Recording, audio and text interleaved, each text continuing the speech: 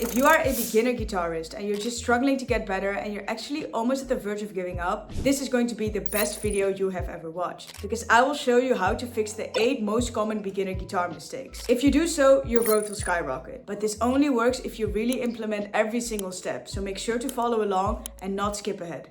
The first guitar mistake that you should avoid at all costs is going to be the flat finger fumble. Chords that sound like this are kind of the flat finger fumble. So you fix that by arching your knuckles upwards, and then you position your fingertips right in front of the fret. So I'm taking C major as an example.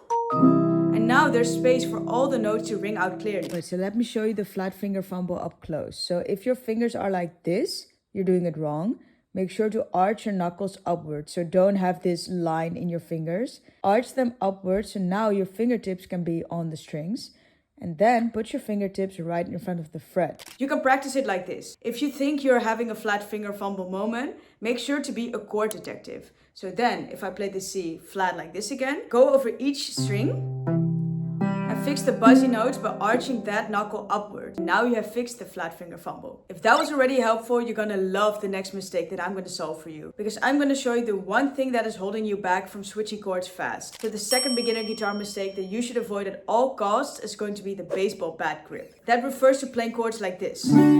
This grip is great for holding a baseball bat, but not for a guitar neck. This is destroying your chord switching speed, so let me show you how to solve it. Instead of holding your thumb over the fretboard and holding on for dear life, make sure to position it right behind the fretboard like this. Now you have space for your fingers to move, and there's also space for your fingers to switch. If I switch from C major to E minor like this, if I have my thumb over it, I am not really moving freely and it's going to be all a lot slower. But if I have my thumb positioned like this, now there's space to switch. And now it will be much easier. I can guarantee you that. My friends, allow me to demonstrate why the baseball bat grip is so bad for your guitar technique. Look, if I hold my thumb over the neck like this, and I film this from behind, you can literally see, right, that there is no space at all between my hand and the guitar neck. And when I want to switch chords fast on the guitar, I need that space because I need to be able to rotate my wrist forwards and backwards.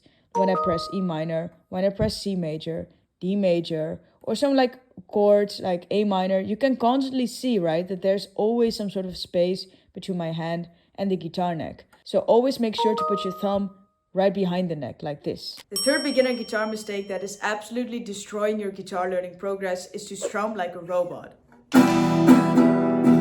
If your strumming sounds like that, you're doing it wrong. Because now you're strumming with only your underarm in hacking motions like this.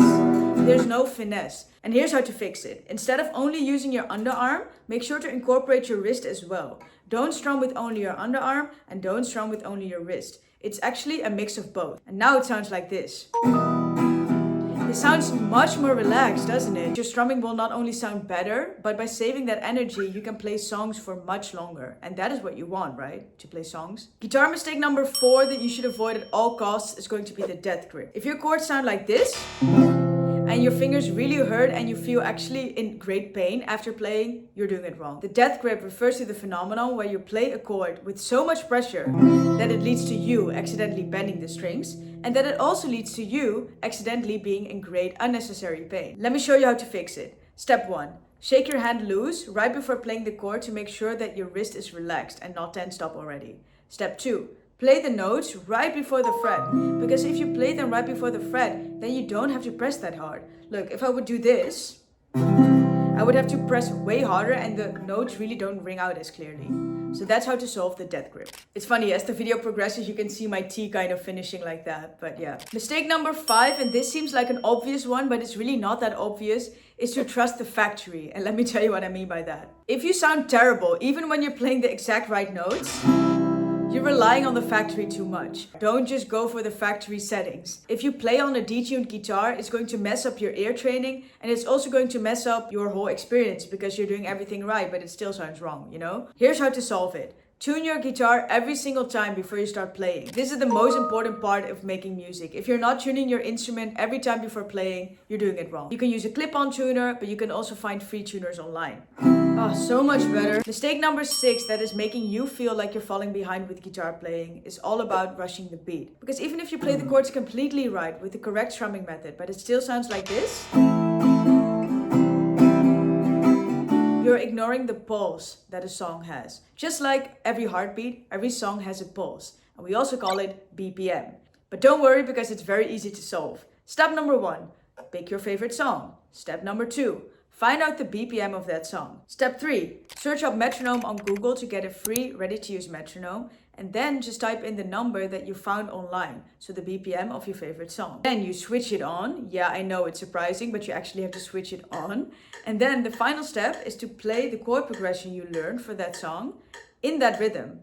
So I'm going to use like A minor and C major as an example. And now automatically it has pulse. So another way to switch chords in a rhythm, you do that by literally counting. So, for example, if I take A minor and C major, I'm going to do 1 and 2 and 3 and 4. And if you want to speed it up, you can do 1 and 2 and 3 and 4. But don't do like 1 and 2 and 3 and 4, something like that, you know? So always make sure that when you're switching, you're keeping some sort of count or some sort of rhythm. Now automatically everything has rhythm and everything has pulse. And once you register that in your muscle memory, your playing will sound really smooth and alive. And this brings me to mistake number 7. And this is actually one of the most important mistakes that you should dodge at all costs. The 8th and last one I'm going to share with you is the most important one. But before I share that with you, you need to understand how to stop putting speed before accuracy. Because if you play something too fast, too soon, you're actually teaching your fingers how to play sloppy. And you want to teach your fingers how to play smoothly. Here's how you can do that. And this is very surprising because in order to play something fast, you have to play it slow at first. I know it sounds crazy, but if you play something slow at first, your muscle memory will incorporate those movements and then it will learn how to play like that. And once it has done that, you'll be able to play the same thing much faster. Because friends, if you start running immediately before learning how to walk, you will probably trip, like your fingers are tripping if you play too soon, too fast. This brings me to the 8th and most important mistake that you should avoid at all costs, and that is to do binge practicing. If you're practicing for 3 hours one day and then you skip the guitar for a week, you are doing it wrong. This is literally the slowest way to get better because your brain and fingers and your whole coordination is built through consistency, not intensity. In other words, short, consistent practice sessions is definitely the most efficient and fastest way to get better. You will also not get tired and it will be more fun as well. So cut that 3-hour practice session up in 15 minutes per day and practice every single day. This will be much